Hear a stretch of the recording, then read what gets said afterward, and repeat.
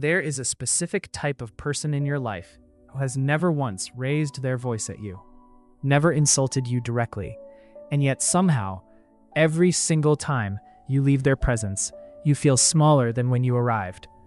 You cannot explain it. You just know something was taken.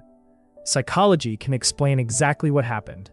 Most people spend enormous energy trying to identify the obvious threats in their lives: the loud critic, the aggressive colleague, the friend who is openly jealous. But research in social psychology consistently points to a more dangerous pattern, one that does not announce itself. It hides inside encouragement. It hides inside concern. It hides inside people who seem, on the surface, to want exactly what you want for yourself. The human brain is wired for connection. It seeks approval, mirrors the emotions of those around it, and uses social feedback to build its own sense of reality. This is not a weakness. It is how human beings survived for thousands of years.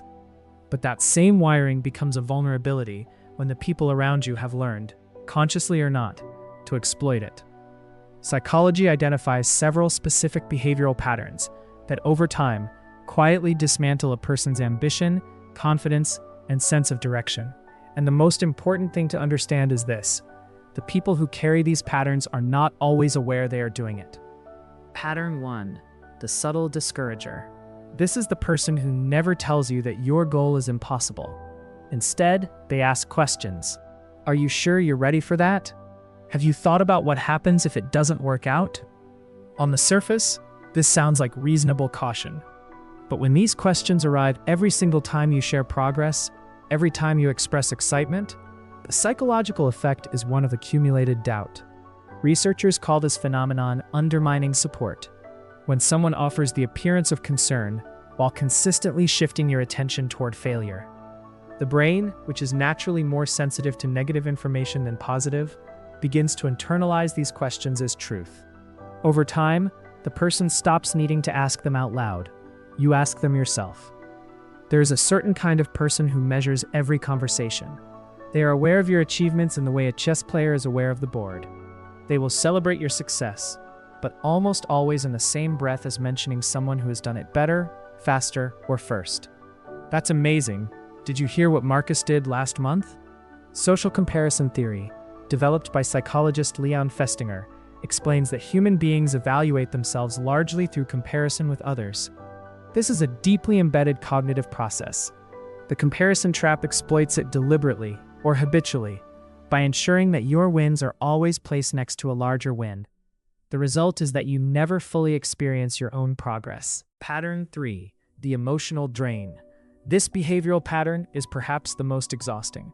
These are individuals whose presence consistently creates a state of emotional labor, where you find yourself managing their feelings, solving their crises, absorbing their anxiety, while your own priorities quietly fall away. Psychology refers to this as empathy exploitation, not because the other person is always calculating, but because the dynamic rewards their distress with your attention again and again until that pattern becomes the relationship itself. The human brain cannot sustain peak performance under chronic emotional depletion. Focus narrows, motivation drops. The research on cognitive load makes this clear. A mind occupied with someone else's chaos has fewer resources available for its own goals. Scenario 1. A professional spends months developing a new skill set. She mentions her progress to a longtime colleague during lunch. The colleague listens, nods, and says, genuinely warmly, "Just be careful. A lot of people try that and end up overwhelmed." She returns to her desk. The afternoon feels heavier than the morning. By the end of the week, she has not practiced the skill once. Scenario 2. A man begins restructuring his mornings, waking earlier, protecting the first hour of his day for focused work. He mentions this to a close friend. The friend finds this interesting, then begins calling during that hour.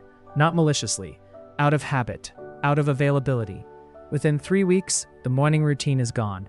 Neither of them ever discussed what happened. Scenario 3. Someone in a long-term friendship begins noticing a pattern. Every time their life is going well, a promotion, a relationship milestone, a creative breakthrough, the friend surfaces with a personal crisis that demands immediate attention. Looking backward across years, the timing is not random. It is a pattern. The most effective defense against these patterns is not distance. It is discernment. Begin by tracking your internal state after interactions. Not during, after. Ask yourself whether you feel energized or depleted, whether your thinking is clearer or more clouded, whether your sense of your own goals feels intact. This practice, over time, builds what psychologists call emotional self-regulation, the ability to observe your reactions without being controlled by them. Set functional boundaries, not emotional ultimatums. Protect your time by structuring it first, before it becomes available to fill with other people's needs. What is not protected will be occupied.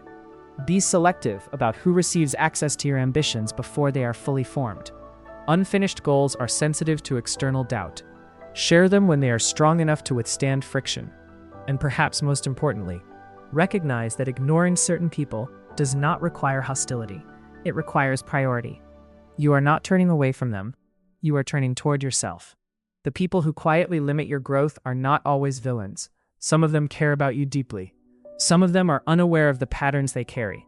But psychology is consistent on one point. Your environment shapes your outcomes more than your intentions do.